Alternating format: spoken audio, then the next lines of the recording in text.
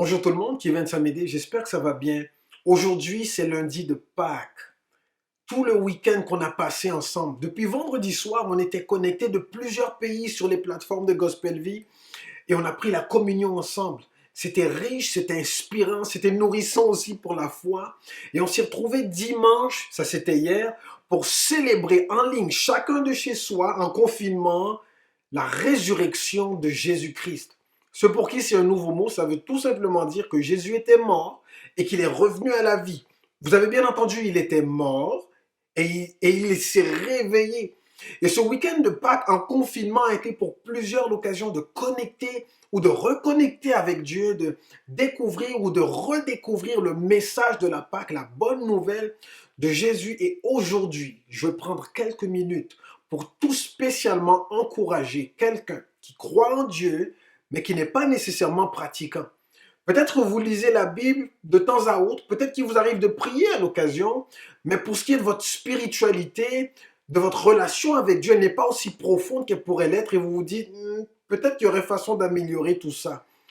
C'est pour vous aujourd'hui que je veux prendre ces quelques minutes et la lecture du jour se trouve dans ce livre. Ça, c'est un Nouveau Testament. Et je veux vous lire un extrait qui se trouve dans l'évangile de Marc au chapitre 16. Écoutez bien ce que je vais lire parce qu'après ça, je vous encourage. Voici ce que ça dit. Quand le jour du sabbat fut passé, Marie de Magdala, Marie mère de Jacques et Salomé achetèrent des huiles parfumées pour aller embaumer le corps de Jésus. Ça, c'est parce qu'il était mort. Très tôt le dimanche matin, au lever du soleil, elles se rendirent au tombeau. Elles se disaient l'une à l'autre, qui va rouler pour nous la pierre qui ferme l'entrée du tombeau? Mais quand elles regardèrent, elles virent que la pierre, qui était très grande, avait déjà été roulée de côté. Elles entrèrent alors dans le tombeau. Elles virent là un jeune homme assis à droite qui portait une robe blanche, et elles furent effrayées. Mais il leur dit, ne soyez pas effrayés. Vous cherchez Jésus de Nazareth, celui qu'on a cloué sur la croix. Il est revenu de la mort à la vie, il n'est pas ici. Regardez, voici l'endroit où on l'avait déposé. Allez maintenant dire Allez maintenant dire ceci à ses disciples, y compris à Pierre. Il va les attendre en Galilée. C'est là que vous le verrez, comme il vous l'a dit. Ok, je vous explique ce qui se passe là. Jésus était avec ses disciples et il leur a dit, quand on va mettre la main sur moi, quand on va m'arrêter, vous allez tous m'abandonner. Et chacun des disciples ont dit, non, non, non, ça c'est impossible Jésus, on est avec toi, on est tes amis, tu peux compter sur nous, on va jamais t'abandonner. Et il y en a un en particulier, du nom de Pierre, qui disait, Jésus, tous ces gars-là, ils vont t'abandonner, ils vont te laisser tomber, mais moi je vais mourir avec toi. Et Jésus lui dit, écoute Pierre, tu sais quoi, Euh, c'est super tout ce que tu dis là, mais toi tu vas m'abandonner aussi. Et donc, il n'y a aucun des disciples qui prend ça vraiment au sérieux parce qu'ils sont convaincus qu'ils sont aussi engagés qu'ils peuvent l'être envers Jésus. Mais au moment où on vient arrêter Jésus pour le traduire en justice, tous ses disciples prennent la fuite. On finit par le juger. Jésus est cloué sur une croix. Il meurt là pour ressusciter 3 jours plus tard. Et au moment où Jésus ressuscite, tous ses disciples qu'il avait abandonnés lors de l'arrestation, eux autres, ils sont retournés à leurs anciennes vies, à leurs anciennes activités. Ils sont tous partis faire autre chose parce que pour eux, c'était fini. Jésus est mort, il n'y a plus rien à faire. On va retourner faire ce qu'on faisait avant de l'avoir rencontré. Et Jésus, lorsqu'il ressuscite, il se présente à ces femmes-là et il leur dit, va dire à mes disciples, ou allez dire à mes disciples, et aussi à Pierre, il prend soin de mentionner qu'il faut dire à Pierre que je vais les attendre en Galilée, comme je leur avais dit, parce que Jésus leur avait dit qu'il allait ressusciter et il a tenu parole. Maintenant, au moment où Jésus envoie ce message, Pierre et les autres, ils sont abattus à l'intérieur parce qu'ils ont abandonné Jésus, ils ont abandonné leur ami, ils ont abandonné celui qui les avait accompagnés pendant 3 ans, parce que Jésus a passé 3 ans avec eux. Ils l'ont abandonné, ils lui ont tourné le dos. Jésus n'a pas pu compter sur eux au moment où il avait besoin de soutien. Comment est-ce qu'on sait que Jésus avait besoin de soutien? C'est qu'au moment où il a prié, juste avant l'arrestation, la Bible nous dit que ses disciples sont tous tombés endormis. Ils n'ont pas pu rester réveillés avec lui, ils n'ont pas pu rester à ses côtés 1 heure. Ils se sont tous endormis. Et la Bible dit que des anges sont venus fortifier Jésus après son temps de prière. Et donc Jésus avait besoin de soutien et ses disciples n'étaient pas là pour lui. Ils dormaient et quand on l'a arrêté, ils ont pris la fuite. Super amis. Et quand Jésus revient à la vie, il envoie un message parce qu'il sait dans quel état se trouvent ses disciples, ses amis. Il sait la culpabilité qu'il y a dans leur cœur. Ils ont abandonné Jésus, ils l'ont laissé mourir sur la croix, ils n'ont pas été là pour lui, ils lui ont tourné le dos et ils ont même pas regardé en arrière. Mais Jésus leur dit, je vais vous attendre en Galilée. Peut-être que vous êtes croyant, mais pas nécessairement pratiquant. Peut-être que vous êtes croyant, mais que votre spiritualité n'est pas aussi profonde que vous voudriez qu'elle soit. Peut-être que vous êtes croyant, mais vous priez pas autant que vous voudriez. Peut-être que vous êtes croyant et vous lisez pas la Bible aussi souvent que vous pourriez la lire. Et vous vous dites, ma relation avec Dieu, c'est pas vraiment au point. Je me sens comme confiné, loin de Dieu. Je me sens comme pas près de lui. Même quand je prie, je me demande s'il entend ce que je dis. Et tout ce que Dieu attendrait de moi, j'ai l'impression que chaque jour, je le laisse tomber.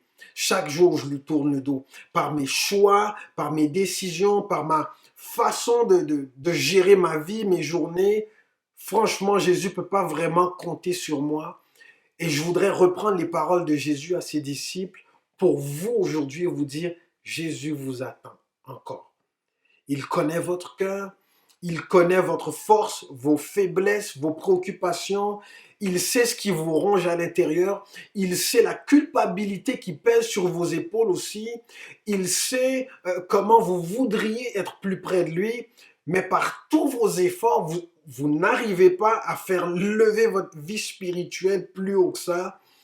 Et vous pensez que finalement, entre vous et Dieu, il y a juste un fossé, il n'y a pas vraiment moyen de combler ce vide-là pour aller plus loin. Et Jésus, aujourd'hui, vous dit, je t'attends. Je t'attends. Jésus ne t'attendra pas en Galilée comme il attendait ses disciples. Il t'attendra ailleurs. Il t'attendra chez toi. Il t'attendra là où tu es. Mais Jésus t'attend. Et Jésus est prêt à bâtir avec toi une relation profonde, une relation d'amitié, une relation de proximité. C'est quand le meilleur moment pour se rapprocher de Dieu? Quel est le meilleur moment pour reconnecter avec Dieu? C'est tout de suite. Le meilleur moment pour connecter avec Dieu, c'est ici et maintenant. Pendant que vous m'écoutez, c'est le moment que Dieu a choisi pour vous reconnecter avec lui. Peu importe que vous l'ayez abandonné, que vous l'ayez laissé tomber, qu'il n'ait pas pu compter sur vous dans les dernières semaines ou dans les dernières années, peu importe, aujourd'hui c'est un nouveau jour que Dieu a créé et Jésus vous dit, je t'attends. Tu peux encore t'approcher de moi, tu peux encore revenir vers moi pour renouer, rebâtir cette relation-là qu'on a perdue. Peut-être qu'il y a un temps où vous étiez plus près de Dieu, vous priez plus souvent, vous lisiez votre Bible, vous pensiez à lui, vous étiez soucieux de savoir quelle est la volonté de Dieu pour votre vie. Et qu'aujourd'hui, tout ça, c'est du passé, c'est en arrière de vous. Et vous pensez que même Dieu vous a oublié. Et je suis venu vous dire aujourd'hui que ce n'est pas le cas. Dieu ne vous a pas oublié. Dieu vous attend. Jésus vous attend et il m'a envoyé vous transmettre ce message. Peu importe comment vous vous appelez aujourd'hui, peu importe dans quelle situation vous vous trouvez aujourd'hui, peu importe où en est votre relation avec Dieu, votre spiritualité aujourd'hui, Jésus m'envoie vous dire, je t'attends, viens.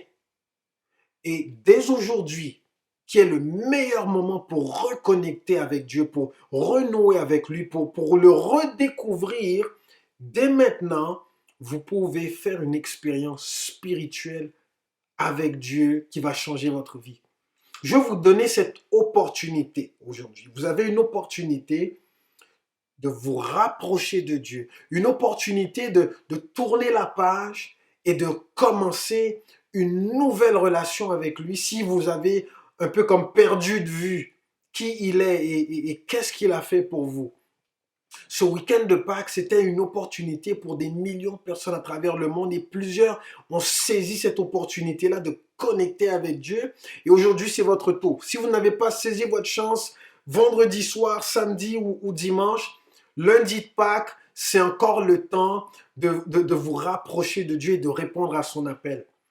Jésus vous dit aujourd'hui, je t'attends, viens parce que j'ai encore des projets pour toi, j'ai encore des bénédictions pour toi, j'ai encore l'intention de te faire du bien. Je continue de t'appeler parce que je veux guérir ton cœur, je veux changer ta vie, je veux aménager ta vie avec toutes sortes de bénédictions. Et il y a des promesses que je t'ai faites dans le passé qui sont encore valables, qui tiennent toujours si toi tu es prêt à me prendre la main pour qu'on marche ensemble. Aujourd'hui, c'est le jour du salut. Aujourd'hui, c'est le jour de la réconciliation avec Dieu. Aujourd'hui, c'est le jour pour se réveiller. Jésus n'est plus mort. Il est vivant et il vous attend. Alors, je vais vous donner cette opportunité-là et vous demander de tout simplement faire une prière avec moi maintenant. Faites cette simple prière qui dit, Jésus, peu importe où je suis aujourd'hui, peu importe ce qui s'est passé entre nous, peu importe ce qui m'a éloigné de toi, peu importe ce qui m'a empêché de me rapprocher de toi jusqu'ici, aujourd'hui est un nouveau jour et aujourd'hui, je veux qu'on reparte à neuf. Accorde-moi ton pardon, accorde-moi ta faveur, accorde-moi ta bénédiction, accorde-moi ton amitié et change ma vie. Amen. C'est pas plus compliqué que ça. Si vous avez fait cette prière avec moi, si vous avez entendu et reçu ces paroles et si elles ont produit quelque chose dans votre cœur, vous pouvez marcher avec Jésus et vous attendre à vivre des choses profondes avec Dieu au cours des prochains jours. Maintenant, je vais vous demander de faire 3 choses. Premièrement, s'il vous plaît, écrivez-moi à témoignage@gospelvie.com. Je veux entendre votre histoire. Je veux savoir ce que Dieu a fait dans votre cœur. Je veux savoir ce qui vient de se passer pour vous.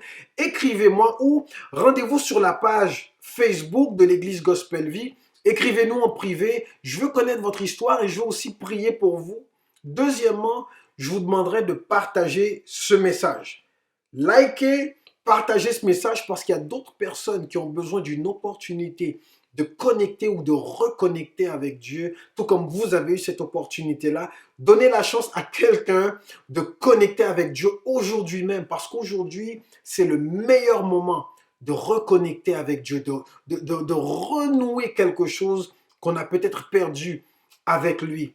Et troisièmement, je vous donne rendez-vous ce soir à Prions en ligne.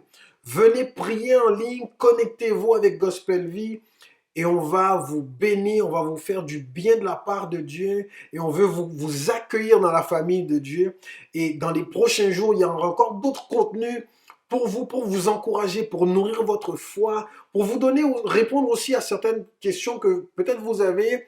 Ça nous fera plaisir. Toute l'équipe de Gospel Vie est disponible et accessible. On est là pour vous, on prie pour vous, on vous aime et on veut vous voir prospérer dans tout ce que Dieu a de projets, de paix et de bonheur pour vous et votre famille.